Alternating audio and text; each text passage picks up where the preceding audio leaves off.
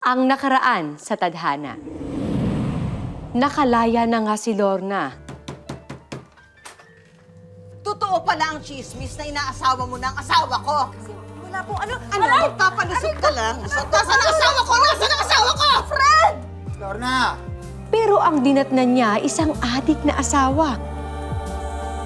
At anak na laging tulak ng droga. Ako nagpakulong sa'yo. Baka nagkakamali ka yata. Kung hindi ikaw, sino? Ano? At nang malaman niya kung sino ang nasa likod ng pagkakakulong niya, Paparili mo ako? Eh ako lang nagpalaki sa'yo! Inalagaan mo ko para maging hayop na katulad mo! nauwi ang lahat sa isang engkwentro at isang putok ng baril. Sino kaya ang tinamaan? Pumasok ka na, tanda. Baka matuluyan pa kita, ha? Pumasok ka na! Pasok!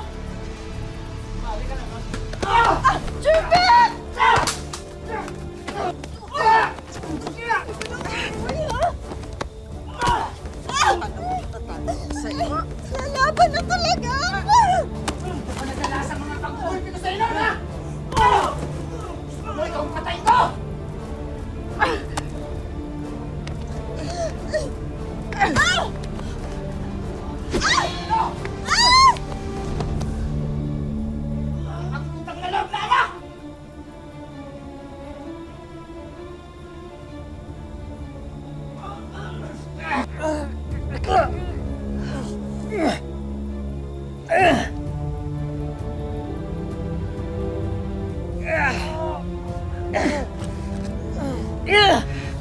Sige, saktan mo ang anak ko.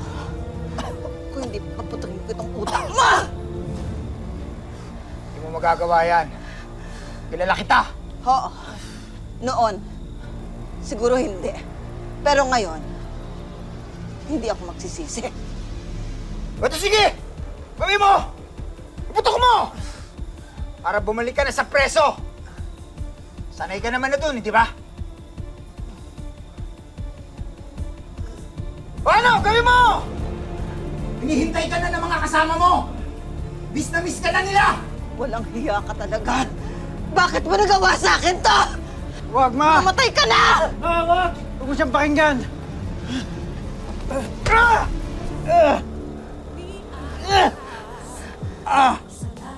Dahan-dahan na, anak.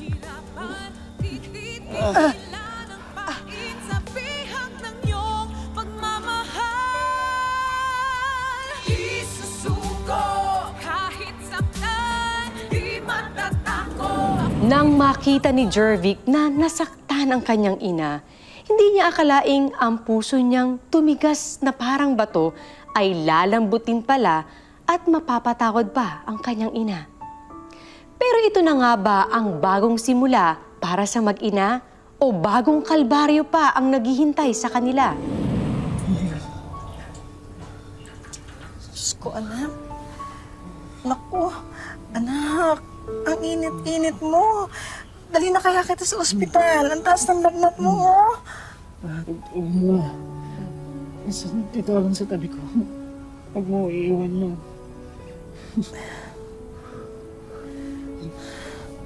Teka, sandali ah. Bibili ako ng gamot, anak. Dali lang. Please. Please, huwag mo na akong iiwan. Dito lang sa tabi ko, ma.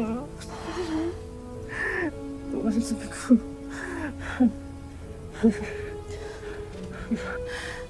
Anak, ito sana yung matagal ko nang dapat na ginawa eh. Sorry, anak, ha. Iniwan kita ng matagal na panahon.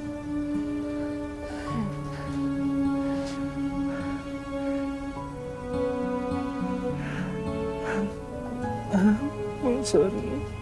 Sorry, nagalit ako sa'yo. Sorry. Sorry. Hayaan mo, anak. Hindi na kita iiwan uli.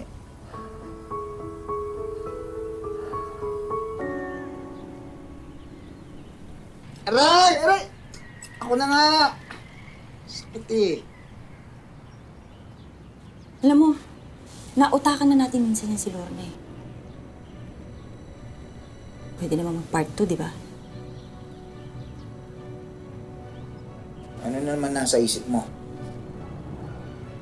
Ako nang bahala doon. Paano to sugat ko?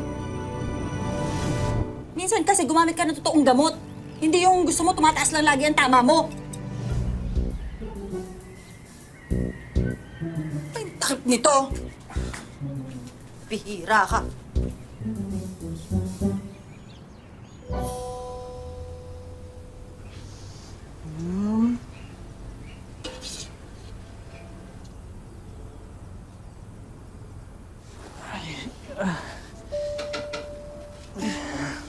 Oh, anak.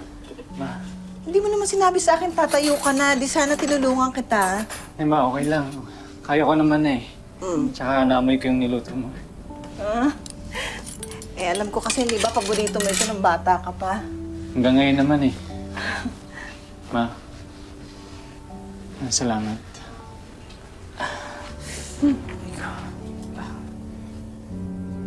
Salamat, ma.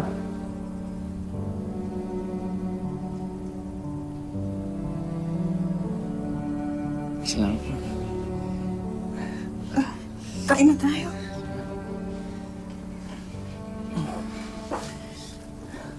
Oo, sarap nito, ma. Ay.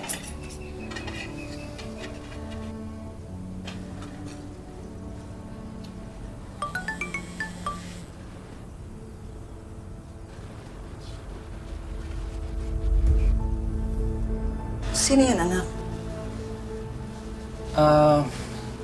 Mawala. Kaibigan ko lang to. Halika naman, kaya na tayo. Ma, sabihin mo ako. Please. O, hindi ba tama ako? Sabi ko sa inyo, dito yan matatagpuan yung babaeng yan. Ano naman ba to, Pipay, ha? Ano na naman ba to? Hoy, nasaan ang pusher mong anak, ha? Ano? Naku, huwag ka magmaang-maangan. Hindi ba? Kaya nagkaputukan ng isang araw ng dahil sa'yo? Kasi ex-convict ka. Pwede ba tigilan mo ako, ha? Kung hindi na Oh, ano? Sige, sabihin mo! Magkaalaman na tayo ng anak mo, pusher. Tapos ikaw, ex-convict. Dapat ka alam mo kung ano, ha? Sinusumbong namin kayo sa mga polis. Tsaka ni Demet, hindi ba sinabi ko na sa inyo na ang anak niya ang nagturo sa anak mo na magdroga? Kaya kayo bilang salot, Huwag mo akong dinuduro-duro dahil hindi mo ako palamon. At saka sino ba nagchismis sa inyo na yung anak ko nagturo sa anak mo na gumamit ng droga? Ito ba? Nako, knows naman ng lahat yun. Knows ng lahat ang baho ng pamilya mo. Oo na, sige na. Knows na ng lahat ang baho ng pamilya namin. Oo na. Eh dahil ikaw malaki ang nguso mo, ang haba ng nguso mo, oh. Ayan na pa natin nakadikdik sa puwet ng asawa ko. Tingnan mo, ang baho ng bibig. Ano, tapos ka na? O sige, kung tapos ka na, aalis na ako dahil pupuntahan ko yung anak ko. Bruha. Aalis ka, wag mo ko tinatalikuran kapag kinakausap kita, ha? Ha? Aray! Kala mo, ha? Walang hiya mo talaga. Papatalo ako sa'yo, bruha. Aray ko! Walang hiya ka. Walang hiya kayo. Kaya na lang sa sumata ka rito! Kung sino kayo! Walang hiya kayo. Bago na kayo! Ha? O sige, gawin mo yan. Pakukulong ko kayong lahat. Pakukulong kita. Pakukulong itong bruhang to. Pakukulong ko yung asawa ko. Ayop ka talaga! Pakukulong ko na tayong lahat. Sige na, damay-damay na tayong lahat. Ayop ka! Walang hiya ka talaga. Sama mo ako! Diyan dahilan eh. Kira! Hoy, ito, tandaan mo, ha? Mag-alsabalutan na kayo ng anak mo dahil bukas na bukas, darating ang parak sa bahay mo! O magtago na kayo! Ha? Pinamili ko.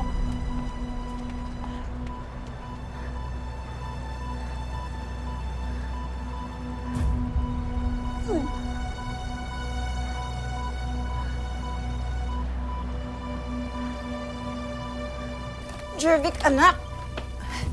Magising ka nga, kailangan na nating umalis. Jervic!